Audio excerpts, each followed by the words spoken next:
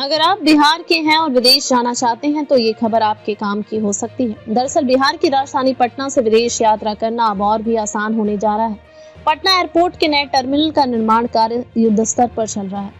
फरवरी तक नए टर्मिनल भवन का काम पूरा होने के बाद इमिग्रेशन काउंटर को सक्रिय करने की तैयारी जोरों पर है। अप्रैल में नए टर्मिनल के उद्घाटन के बाद 26 साल बाद यहां से फिर से अंतर्राष्ट्रीय उड़ान सेवाएं शुरू हो जाएंगी। जानकारी के मुताबिक मई में पटना एयरपोर्ट से काठमांडू, म्यांमार, बैंकॉक और सिंगापुर के लिए सीधी उड़ान सेवा शुरू हो सकती है।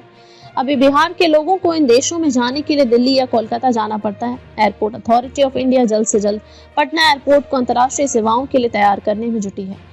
कई विमानन कंपनियां भी पटना से हवाई सेवा शुरू करने में रुचि दिखा रही हैं। इसके लिए यात्रा मार्ग और पैसेंजर लोड का सर्वे हो रहा है।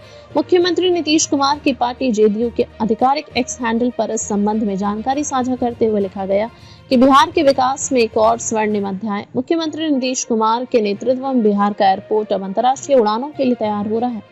यह कदम न केवल राज्य की कनेक्टिविटी को नई ऊंचाई देगा बल्कि व्यापार, पर्यटन और रोजगार के अवसरों को भी बढ़ावा देगा। पटना से इन देशों के लिए सीधी हवाई सेवा शुरू होने से यात्रियों का समय और पैसा दोनों की बचत होगी।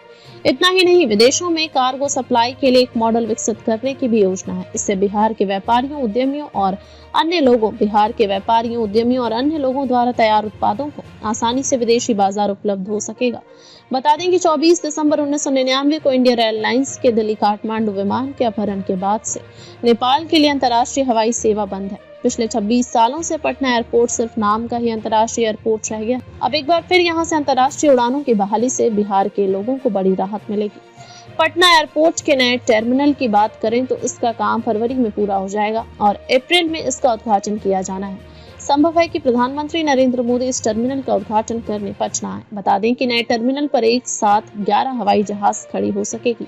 यहाँ का नया टर्मिनल भवन बनकर तैयार हो गया है। पहले पटना एयरपोर्ट पर 5 हवाई जहाज को ही एक साथ खड़ी करने की सुविधा थी। यहाँ हवाई जहाज की संख्या बढ़ने के बाद एयरपोर्ट इलाके में ट्रैफिक का दबाव भी बढ़ सकता है। ट्रैफिक व्यवस्था दुरुस्त रहे इसलिए टैक्सी ट्रैक भी बन रहा है। प्लेनों की फ्रीक्वेंसी में वृद्धि होने से यात्रियों की संख्या में भी लगभग दोगुनी होने की संभावना है। वाहनों और यात्रियों के आगमन के लिए टर्मिनल बिल्डिंग पर आगमन और प्रस्थान मार्ग बनाने का भी प्रस्ताव है। इसके अलावा एयरपोर्ट के आसपास के तीनों सड़कों के चौड़ीकरण का भी काम होगा। पटना एयरपोर्ट पर नए टर्मिनल के एग्जिट पर 3 जगह से स्लिप रोड बनाने की योजना पर भी आने वाले दिनों में अध्ययन किया जाएगा। नए टर्मिनल भवन के संचालन की स्थिति में दीर्घकालीन योजना के तौर पर फ्लाईओवर, अंडरपास के निर्माण का भी प्रस्ताव दिया गया। अगर सब कुछ मानकों के मुताबिक रहा तो बहुत जल्द पटना एयरपोर्ट नए अंदाज में दिखेगा। यह नया टर्मिनल आधुनिकता और परंपरा का मिश्रण होगा। इसमें बिहार की संस्कृति की झलक दिखेगी। इससे पटना एयरपोर्ट की खूबसूरती और बढ़ेगी। नए टर्मिनल में यात्रियों को बेहतर अनुभव मिलेगा। इससे बिहार के पर्यटन को भी बढ़ावा मिलेगा। एयरपोर्ट पर आने जाने वाले यात्रियों को किसी तरह की परेशानी न हो, इसका पूरा ध्यान रखा गया है। बता दें कि बिहार में अलग अलग शहरों में उड़ान योजना के तहत एयरपोर्ट पर भी बन रहा है। ये एयरपोर्ट गोपालगंज से लेकर पूर्णिया तक में बन रहा है। राज्य के अलग अलग हिस्सों में बन रहे एयरपोर्ट कनेक्टिविटी के लिहाज से बेहतर विकल्प बन सकते हैं।